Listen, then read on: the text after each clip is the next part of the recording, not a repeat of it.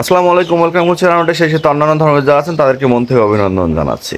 জিম্বাবুয়ের সাথে বাংলাদেশের দ্বিতীয় টেস্ট ম্যাচ শুরু হয়ে গেছে।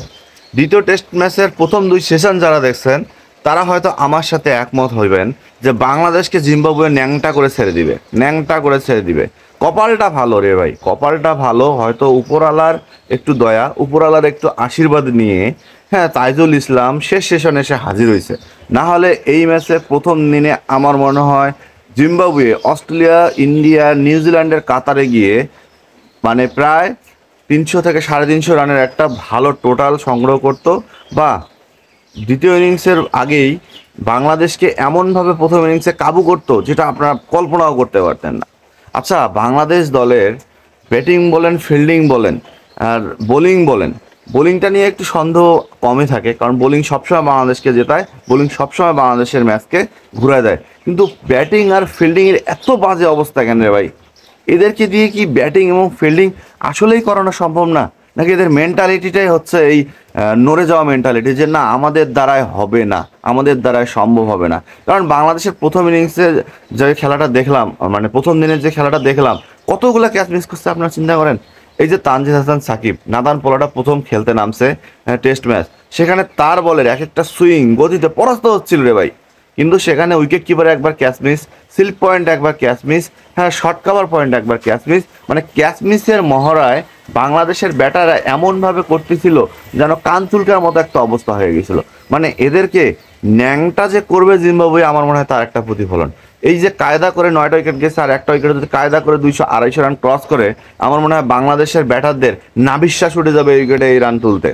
আমি মন থেকে চাই বাংলাদেশ এই ম্যাচটা হারুক, কারণ এদের শিক্ষা নেওয়া দরকার। এরা প্রতিটা টুর্নামেন্টে শিক্ষা নেবে, প্রতিটা সিরিজে শিক্ষা নেবে, প্রতিটা আইসিসি ইভেন্টে শিক্ষা নেবে। শিক্ষা ছাড়া এরা কোনোভাবেই চলতে পারে না, এদেরকে একটু শিক্ষা দেওয়া দরকার। তাই ঘরের মাঠে যদি এরা হোয়াইট ওয়াশ হয় জিম্বাবুয়ের সাথে, তাহলে মানে এর থেকে বড় শিক্ষা তার আর কোনো হবে না। তাই বাংলাদেশের জন্য আমি দোয়া করি। বাংলাদেশের এই যে মায়ের দোয়া ক্রিকেট টিম আছে, বউয়ের দোয়া ক্রিকেট টিম আছে, যত দোয়া আছে তাদের সাথে টাইটেল লাগান, এবং তারা যেন জিম্বাবুয়ের সাথে ম্যাচটা হেরে ন্যাংটা হয়ে একদম রাস্তায় নামে পাগলের মতো। কারণ এদের অবস্থান এমনই, এদেরকে ন্যাংটা বাবার তাবিজ ছাড়া টেস্ট ম্যাচ খেলানো যাবে না। ন্যাংটা বাবার তাবিজ ছাড়া বাংলাদেশ টেস্ট ম্যাচ খেলতেও পারবে না।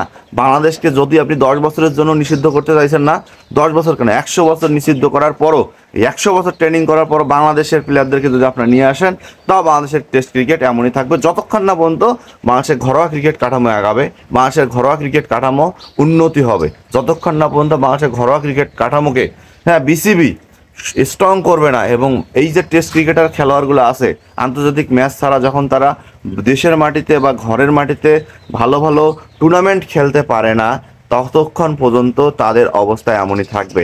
টেস্ট ম্যাচ শেষ, তোরা চলে যা ঘরের ঘরোয়া টুর্নামেন্টে কোথায় খেলা হয়েছে সেখানে খেল।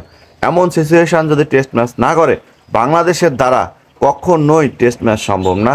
তারা যতই ভালো টিম হোক, যতই খারাপ টিম হোক, তাদের এই অবস্থা দাঁড়াবে। আর কালে ভদ্রে ঝড়ে বক পড়ার মতো একটা কথা আছে না, ওই ঝড়ে বক পড়ার মতো 2-1টা টেস্ট ম্যাচ জেতায় বাঙালির মন ভরায়, এমন অবস্থা হবে। এই যে 50 টাকা দাম মাত্র টিকিটের রে ভাইয়া, যে টিকিটের জন্য হাহাকার থাকে, যে ক্রিকেট খেলার জন্য হৃদয় খুলে দেয় বাংলাদেশের পিপল, যে ক্রিকেট খেলার জন্য বাঙালি একদম লুঙ্গি মাথায় তুলে নাচতেও রাজি থাকে, সেই ক্রিকেট ম্যাচে নাকি টিকিট আছে, দর্শক নাই, মাত্র 50 টাকা। 50 টাকা, 50 টাকা, হকারের মতো যদি চিল্লায় স্টেডিয়ামের সামনে 50-50-50, বাই চালান, দেই খেলান, বুঝ চালান, তাও মনে হয় টেস্ট ক্রিকেটের টিকিট বাংলাদেশে বিক্রি হইতেছে না।